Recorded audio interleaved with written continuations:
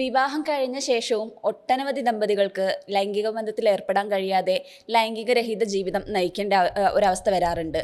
അപ്പോൾ അത് എന്ത് കാരണം കൊണ്ടാണ്, എന്തൊക്കെ കാര്യങ്ങൾ നമുക്ക് അതിനുവേണ്ടി ചെയ്യാൻ കഴിയും എന്നുള്ള കാര്യങ്ങളൊക്കെ നമുക്ക് ഡോക്ടറോട് ചോദിച്ച് മനസ്സിലാക്കാം. നമുക്കപ്പോൾ ഇന്ന് ചേരുന്നത് കുന്നമംഗലം പന്തീർപ്പാടത്തുള്ള ISRM ക്ലിനിക്കിൻ്റെ സ്ഥാപകനായ ഡോക്ടർ അജയൻ വർഗീസ് ആണ്. Welcome sir. ഡോക്ടർ ഇപ്പോൾ പറഞ്ഞ പോലെ കല്യാണം കഴിഞ്ഞ ശേഷം ലൈംഗിക ബന്ധത്തിൽ ഏർപ്പെടാൻ കഴിയാത്തൊരവസ്ഥ വരാറുണ്ട് പല ദമ്പതികളിലും.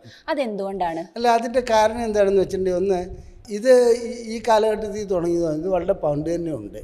അതിൽ ലൈംഗിക ബന്ധത്തിൽ ഏർപ്പെടുക എന്ന് പറഞ്ഞാൽ രണ്ട് വ്യക്തികൾ തമ്മിലാണ് ലൈംഗിക ബന്ധത്തിൽ ഏർപ്പെടുന്നത്. അപ്പോൾ ഭാര്യയും ഭർത്താവും തമ്മിൽ ലൈംഗിക ബന്ധത്തിൽ ഏർപ്പെടണമെങ്കിൽ ഒരാൾക്ക് എന്തെങ്കിലും പ്രശ്നമുണ്ടെങ്കിൽ ലൈംഗിക ബന്ധം നടക്കില്ല, സ്വാഭാവികമാണല്ലോ.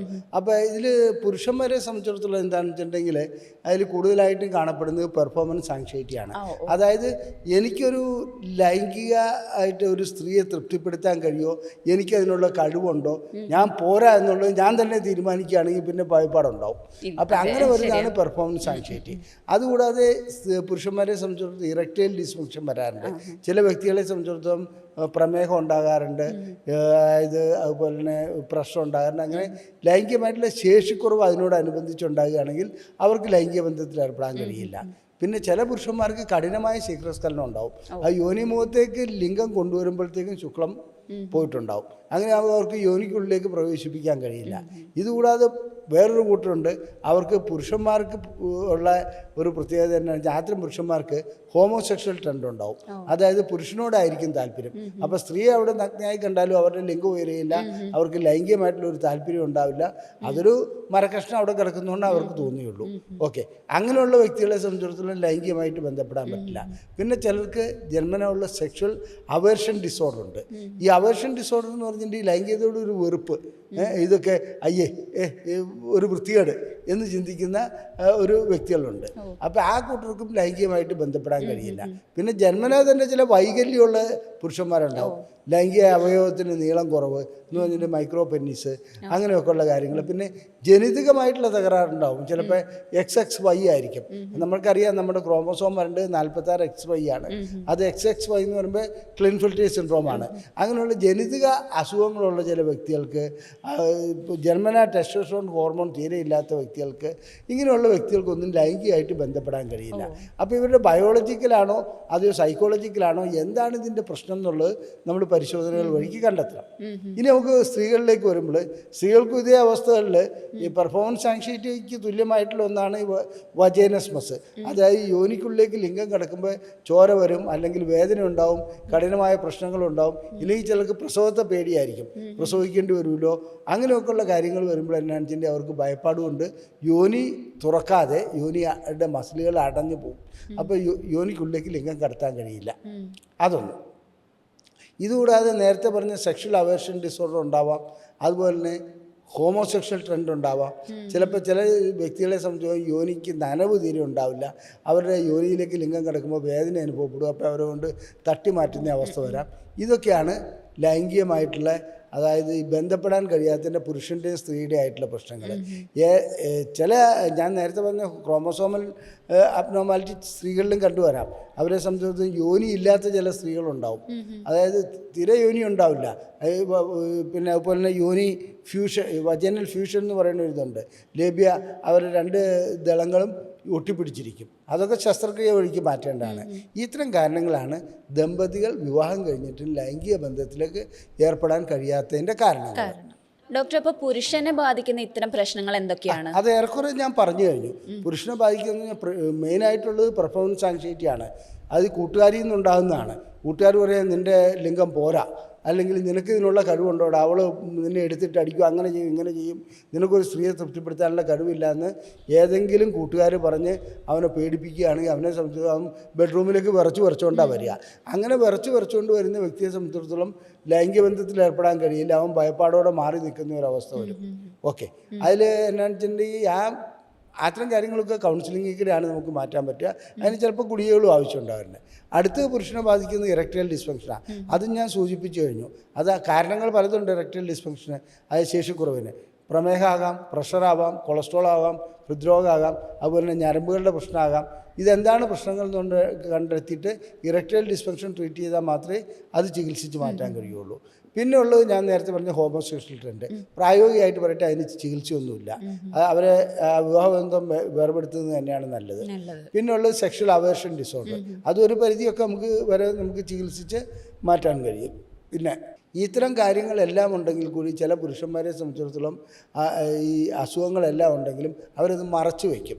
അതായത് ഇപ്പോൾ ക്ലെൻഫിൽറ്റേഴ്സ് സിൻഡ്രോം, XXYO അങ്ങനെ ജന്മനുള്ള വൈകല്യങ്ങളാണെങ്കിൽ തീർച്ചയായിട്ടും അവരെ സംബന്ധിച്ചിടത്തോളം ലൈംഗിക ബന്ധത്തിൽ ഏർപ്പെടാൻ കഴിയില്ല.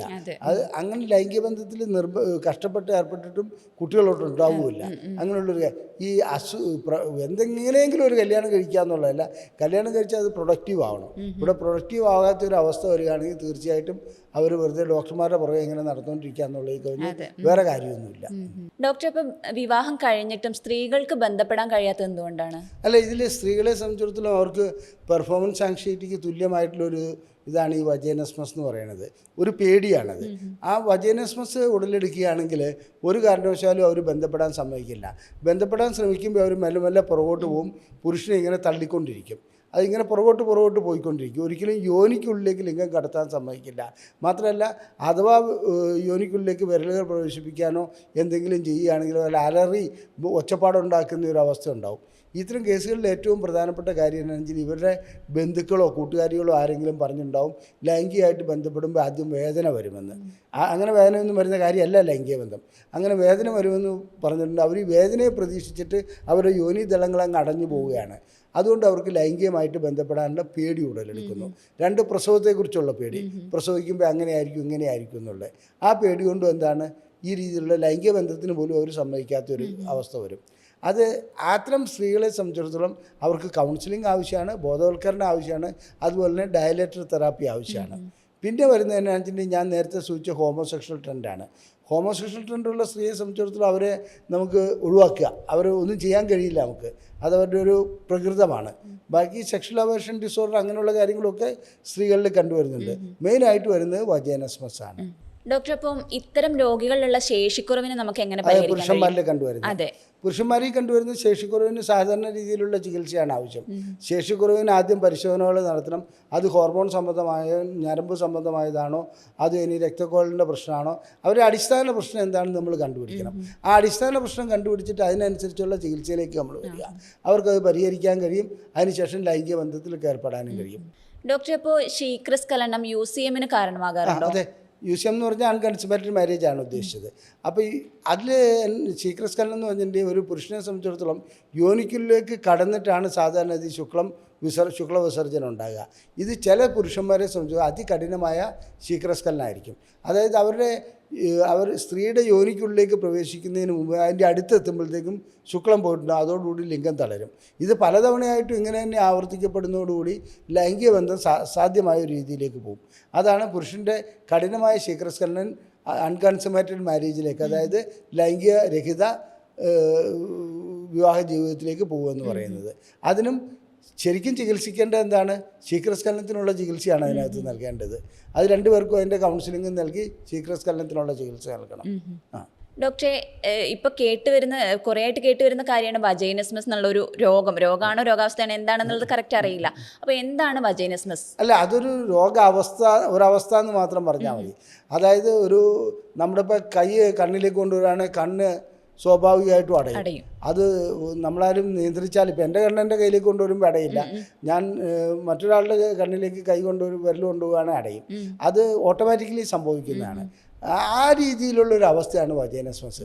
അതായത് ധരിച്ചു വച്ചിരിക്കുകയാണ്. യോനിക്കുള്ളിലേക്ക് ലിംഗം കടക്കുകയാണെങ്കിൽ അതികഠിനമായ വേദന ഉണ്ടാവും, അല്ലെങ്കിൽ രക്തം വരും എന്നുള്ളത്.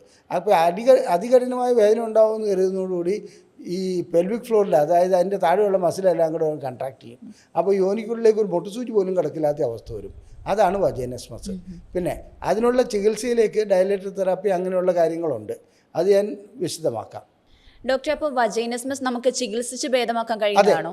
തീർച്ചയായിട്ടും വജൈനസ്മസ് ചികിത്സിച്ച് ഭേദമാക്കാം. വജൈനസ്മസ് 5 തരത്തിലുണ്ട്. അതിൽ 5ാമത്തെ തരം ചികിത്സിച്ച് ഭേദമാക്കുന്നത് വളരെ ദുഷ്കരമാണ്. ബാക്കി 4 എണ്ണത്തിലും ആദ്യത്തെ 1 മുതൽ 3 വരെയുള്ള ലളിതമായിട്ടുള്ള അതികഠിനമല്ലാത്ത വജൈനസ്മസ് 1-2 ദിവസം കൊണ്ടോ അല്ലെങ്കിൽ ഒരാഴ്ച കൊണ്ടോ 2 ആഴ്ച കൊണ്ടോ ചികിത്സിച്ച് ഭേദമാക്കാം. രോഗിയുടെ സഹകരണം ഉണ്ടെങ്കിൽ. രോഗി ശരിക്കും സഹകരിച്ചാൽ മാത്രമേ ചികിത്സിക്കാൻ കഴിയുള്ളൂ. അപ്പോൾ ആ വജൈനസ്മസ് ചികിത്സിക്കുന്നതിൽ ഡയലേറ്റർ തെറാപ്പിയാണ് ഏറ്റവും പ്രധാനപ്പെട്ട കാര്യം. അപ്പോൾ ഞങ്ങളിവിടെ ചെയ്യുന്നത് ഡയലേറ്റർ തെറാപ്പി എന്ന് പറഞ്ഞിട്ടുണ്ടെങ്കിൽ വളരെ ചെറിയ ഡയലേറ്ററുകൾ അവരെ കൊണ്ട് തന്നെ ഉള്ളിൽ പ്രവേശിപ്പിക്കുക. അപ്പോൾ അവർ ഉള്ളിലേക്ക് കിടത്തുന്നതുകൊണ്ട് അവർക്ക് ആ ഭയപ്പാട് കുറേ മാറിക്കിട്ടും. അവരുടെ ഭർത്താവും ഡോക്ടറും നേഴ്സും എല്ലാം കൂടെ നിന്നുകൊണ്ടാണ് ഈ പ്രൊസീജിയർ അവരെ കൊണ്ട് ചെയ്യിപ്പിക്കുന്നത്. അപ്പോൾ അവർക്ക് ധൈര്യം കൊടുത്തുകൊണ്ട് ചെറിയൊരു ഡയലേറ്റർ, അതിപ്പോൾ നമ്മൾ ചെവിയിലിടുന്ന ചെവിത്തോണ്ടി ഉള്ളിലേക്ക് കടത്തിയാലും മതി. അപ്പോൾ അവർക്കൊരു കോൺഫിഡൻസ് വന്നു. അതിനുശേഷം അടുത്ത ഇയർബഡ് ഉള്ളിലേക്ക് കിടത്തുന്ന ഞാൻ പറഞ്ഞത്. അടുത്തത് എന്താണെന്ന് വെച്ചിട്ടുണ്ടെങ്കിൽ അതിലും വലിപ്പമുള്ളത് കടത്തുക. ഇപ്പോൾ ഒരു ചെറുത്, പിന്നെ അതിൻ്റെ അല്പം വലുത്, അങ്ങനെ കടത്തി അവർക്ക് തന്നെ അത് കടത്തുന്നതിനോടൊപ്പം ഡോക്ടറും നേഴ്സും ഭർത്താവും ഒക്കെ കൂടി ഇവർക്ക് സപ്പോർട്ട് ചെയ്തുകൊണ്ടിരിക്കണം. ഇങ്ങനെ സപ്പോർട്ട് ചെയ്ത് മുന്നോട്ട് പോകുമ്പോൾ അവരെ സംബന്ധിച്ച് ഇതൊരു പ്രശ്നമുള്ളതല്ല, ചോരയും വരില്ല, ഒന്നും വരില്ല എന്നുള്ള അവർക്ക് മനസ്സിലാവും. മാത്രമല്ല ലൈംഗികമായിട്ടുള്ള സ്റ്റിമുലേഷൻ ഉണ്ടാകാൻ വേണ്ടി ക്ലൈറ്റോറിസിൽ ബയോതെസ്മിയോമീറ്റർ വെച്ചിട്ട് സ്റ്റിമുലേഷൻ കൊടുക്കണം, അല്ലെങ്കിൽ വൈബ്രേറ്റർ സ്റ്റിമുലേഷൻ കൊടുത്താലും മതി. അങ്ങനെയുള്ള സ്റ്റിമുലേഷൻ കൊടുക്കുന്നുണ്ട് അവരുടെ യോനി വികസിക്കുകയും അവർക്ക് ലൈംഗികമായിട്ടുള്ള ആ ഇത് രതിമൂർച്ചയിലേക്ക് അവർ മെല്ലെ മെല്ലെ വരികയും ചെയ്യും. അപ്പോൾ ഒരു കാര്യം ഞാൻ പറയാം, ലൈംഗികമായിട്ടുള്ള രതിമൂർച്ചയിലേക്ക് വരുന്ന ഒരു സ്ത്രീയെ സംബന്ധിച്ചിടത്തോളം ഭയപ്പാടുണ്ടാവില്ല. കാരണം എപ്പോൾ ക്ലൈറ്റോറിസ്, ബ്രസ്റ്റ് അങ്ങനെയുള്ള ഭാഗങ്ങൾ സ്റ്റിമുലേറ്റ് ചെയ്യുകയാണെങ്കിൽ അവർക്ക് ആ ഡയലേറ്റർ കടത്തുന്ന സമയത്ത് അവർ അറിയുക പോലെയില്ല. അല്ലെങ്കിൽ ആദ്യം ഡയലേറ്റർ മാത്രം കടത്താൻ ശ്രമിച്ചു കഴിഞ്ഞാൽ അവർക്ക് പേടിയുണ്ടാവും. ഡോക്ടറെ, അപ്പോൾ എന്താണ് ഈ ഡയലേറ്റർ തെറാപ്പി എന്ന് പറയുന്നത്? ഈ ഡയലേറ്റർ തെറാപ്പി എന്ന് പറയുന്നത് വളരെ ചെറിയ ഒരു ഡയലേറ്റർ മുതൽ ഏറ്റവും വലിയ പുരുഷൻ്റെ ലിംഗത്തിന് സമാനമായ ഒരു ഡയലേറ്റർ വരെ ഒരു സ്ത്രീയുടെ യോനിക്കുള്ളിലേക്ക് ഗ്രാജ്വലി കടത്തുന്നതാണ്, ഒറ്റയടിക്ക് കടത്തുന്നതല്ല. അത് ചിലപ്പോൾ ഒരു 2 ദിവസം കൊണ്ട് തീരുന്നതായിരിക്കാം, ചിലപ്പോൾ 2 മാസം കൊണ്ട് തീരുന്നതായിരിക്കാം. അത് ആ സ്ത്രീയുടെ അവസ്ഥയുടെ കാഠിന്യം പോലെ ഇരിക്കും. അപ്പോൾ അതിൽ ഭർത്താവ് എപ്പോഴും കൂടെ ഉണ്ടാവണം. ഭർത്താവ് ഉണ്ടെങ്കിൽ അത്തരം ചികിത്സകൾ നമുക്ക് സുഗമമായിട്ട് മുന്നോട്ട് കൊണ്ടുപോകാൻ കഴിയുള്ളൂ. അപ്പോൾ ഒരു ചെറിയ ഞാൻ നേരത്തെ സൂചിപ്പിച്ചുള്ള ഇയർബഡ് ആദ്യം കടത്തുക. ഇയർബഡ് കടത്തുമ്പോൾ അവർക്ക് പ്രശ്നമില്ലെങ്കിൽ അതിലും വലുത് കടത്തുക. അത് അവരെ കൊണ്ട് തന്നെ കടത്തുന്നതാണ് ഏറ്റവും നല്ലത്. നമ്മൾ ചെറിയ സഹായങ്ങളൊക്കെ അതിനകത്ത് ചെയ്തു കൊടുക്കേണ്ടി വരും. അതിനോടൊപ്പം തന്നെ അവരുടെ ക്ലൈറ്റോറിസ് എപ്പോഴും സ്റ്റിമുലേറ്റ് ചെയ്തിരിക്കണം. ഈ ക്ലൈറ്റോറിസ് സ്റ്റിമുലേറ്റ് ചെയ്യുമ്പോൾ അവർക്ക് രതി മൂർച്ചയിലേക്ക് അവർ മെല്ലെ വന്നുകൊണ്ടിരിക്കും. യോനിയിൽ നനവുണ്ടാവും, ഭയപ്പാട് മാറിക്കിട്ടും. അത് ഭയപ്പാട് മാറിക്കിട്ടുന്നത് ചിന്താഗതിയിലെ മാറ്റമാണ്. അതായത് എപ്പോൾ ക്ലൈറ്റോറിസ് സ്റ്റിമുലേറ്റ് ചെയ്യുന്നു അപ്പോൾ ചിന്താഗതിയിൽ മാറ്റം വരും. അങ്ങനെയാണ് അതിനകത്ത് ഡയലേറ്റർ തെറാപ്പി മുമ്പോട്ട് കൊണ്ടുപോകേണ്ടത്. ഡോക്ടർ, ഇപ്പോൾ ഹൈമനെക്ടമി എന്ന് പറയുന്നത് വജൈനസ്മസിൻ്റെ ഒരു ചികിത്സയാണോ? അല്ല, അതൊരു ചികിത്സയായിട്ട് നമുക്ക് കണക്കിലെടുക്കാൻ കഴിയില്ല. കാരണം ഇവർ ഹൈമണിന് പ്രോബ്ലം ഉള്ളതുകൊണ്ടല്ല അതായത് യോനിക്കുള്ളിലേക്ക് ലിംഗം കടക്കാത്തത്. ഹൈമണൊക്കെ തിക്കോ എന്തായാലും ശരി യോനിക്കുള്ളിലേക്ക് ലിംഗം കടക്കും. അതായത് വളരെ അപൂർവമായിട്ട് ഹൈമനെക്ടമി ഇത്തരം കാര്യങ്ങൾ ചെയ്യേണ്ടി വരാറുള്ളൂ. ആദ്യം തന്നെ ഹൈമനെക്ടമി ചെയ്ത ഒരു നെഗറ്റീവ് ഇഫക്റ്റ് ഉണ്ടാകുന്നുണ്ട്. അതിനനുസരിച്ച് ഇവർ ഹൈമനെക്ടമി ചെയ്തതോടുകൂടി അവർ ധരിക്കും എൻ്റെ പ്രശ്നങ്ങളെല്ലാം തീർന്നു, ഓപ്പറേഷൻ ചെയ്തല്ലോ എന്ന്. വീണ്ടും ലൈംഗികമായിട്ട് ബന്ധപ്പെടാൻ ശ്രമിക്കുമ്പോൾ ലിംഗം യോനിക്കുള്ളിലേക്ക് കിടക്കില്ല. അപ്പോൾ ഭർത്താവ് ഇത് കഴിഞ്ഞിട്ട് ഇവളെന്തോ ഉപദ്രവിക്കുകയാണ്, അല്ലെങ്കിൽ ഇവൾ മനഃപൂർവ്വം അങ്ങനെ ചെയ്യുകയാണെന്നുള്ളൊരു തെറ്റിദ്ധാരണ ഉണ്ടാക്കാൻ ഇടവരുത്തും. ശരിക്കും പെൽവിക് ഫ്ലോർ മസിൽസ്, അതായത് ഇവരുടെ യോനിക്ക് ചുറ്റുമുള്ള മസിലുകൾ കഠിനമായി കൺട്രാക്റ്റ് ചെയ്യുന്നതുകൊണ്ടാണ് ഇത് വരുന്നത്. അതിന് ഒരു ചികിത്സയായിട്ട് ഹൈമനെക്ടമി എനിക്ക് കാണാൻ കഴിയില്ല. പിന്നെ അത്ര തിക്ക് ഹൈമണോ വല്ലതും ആണെങ്കിൽ അത് നമ്മൾ എടുത്തു കളയുന്നത് ഇതിനൊരു ഉപകാരം ചെയ്യുമെന്ന് മാത്രം. പക്ഷേ ഫസ്റ്റ് സ്റ്റെപ്പായിട്ട് ഹൈമനെക്ടമി നമ്മൾ ചെയ്യേണ്ട ആവശ്യമില്ല എന്നുള്ളൊരു അഭിപ്രായക്കാരനാണ് ഞാൻ. പിന്നെ വജൈനസ്മസിൻ്റെ ചികിത്സയിൽ ശരിക്കും പറഞ്ഞാൽ ഗ്രാജ്വൽ ഡയലറ്റേഷനും കൗൺസിലിങ്ങുമാണ് ഇതിനകത്ത് വേണ്ടത്. ഭർത്താവിൻ്റെ സാന്നിധ്യം അതിനകത്ത് പ്രധാനപ്പെട്ട ഒന്നാണ്. അതുപോലെ തന്നെ അതായത് ഒരു രീതിയിലും ആ സ്ത്രീയെ അവർ ബോധപൂർവം ചെയ്യുന്ന ഒന്നുമല്ല, അത് അവരുടെ ആ മനസ്സിൽ ഉടലെടുത്തിരുന്ന ഭയപ്പാടിൻ്റെ പ്രതിഫലനം മാത്രമാണ്. അപ്പോൾ ശാന്തമായിട്ട് അവർ ഇത് സമീപിക്കുകയാണെങ്കിൽ പരിഹാരം ഉണ്ടാക്കാൻ കഴിയും. അതുമാത്രമല്ല 8-10 വർഷമായിട്ട് ലൈംഗിക ബന്ധത്തിൽ ഏർപ്പെടാൻ കഴിയാത്ത അത്തരം സ്ത്രീകൾ ഇവിടെ വന്നിട്ട് ചികിത്സ നടത്തി സുഖമായി തിരിച്ചു പോയിട്ടുണ്ട്. ഞാനൊരു കാര്യം പറയാം, വജൈനസ്മസ് ആണെങ്കിൽ നമ്മൾ അതിനകത്ത് തനിയെ മാറിക്കൊള്ളുമെന്ന് കരുതി എത്ര വർഷം കാത്തിരുന്നാലും 60 വയസ്സായാലും ശരി മാറാൻ പോകുന്ന പ്രശ്നമല്ല. ഗ്രാജ്വലി ചികിത്സ വഴിക്ക് മാത്രമേ അത് മാറ്റാൻ പറ്റുള്ളൂ. ഗ്രാജ്വൽ ഡയലറ്റേഷനാണ് അതിന് ശരിയായ രീതി. പിന്നെ ചിലർ ഈ ബോൾട്ടീനം ഇഞ്ചക്ഷനൊക്കെ വെച്ചിട്ട് ആ മസിലിൻ്റെ ഇത് കുറയ്ക്കുക, കൺട്രാക്ഷൻ ഉണ്ടാക്കാതിരിക്കുക. അതും ഇതിൻ്റെ ഒരു ചികിത്സയാണെങ്കിലും അതൊന്നും അല്ല അതിൻ്റെ ശരിയായ പരിഹാര മാർഗം എന്നുള്ളതാണ് എൻ്റെ അഭിപ്രായം. വിവാഹത്തിന് ശേഷവും ദമ്പതികളെ ബാധിക്കുന്ന ഒരുപാട് പ്രശ്നങ്ങളാണ് നമ്മളിപ്പോൾ ഈ വീഡിയോയിൽ ചർച്ച ചെയ്തത്. ഈ വീഡിയോ കാണുന്ന നിങ്ങൾക്ക് ആർക്കെങ്കിലും അത്തരം ഒരു ബുദ്ധിമുട്ട് നേരിടുന്നുണ്ടെങ്കിൽ നിങ്ങൾക്ക് നേരിട്ട് വന്ന് കൺസൾട്ടേഷൻ എടുക്കാവുന്നതാണ്. ഈ കാര്യത്തിൽ എന്തെങ്കിലും സംശയങ്ങളോ അല്ലെങ്കിൽ കൺസൾട്ടേഷൻ ആവശ്യമുണ്ടെങ്കിൽ താഴെയുള്ള നമ്പറിൽ കോൺടാക്ട് ചെയ്യാവുന്നതാണ്. മറ്റൊരു വീഡിയോയുമായിട്ട് വീണ്ടും കാണാം. താങ്ക്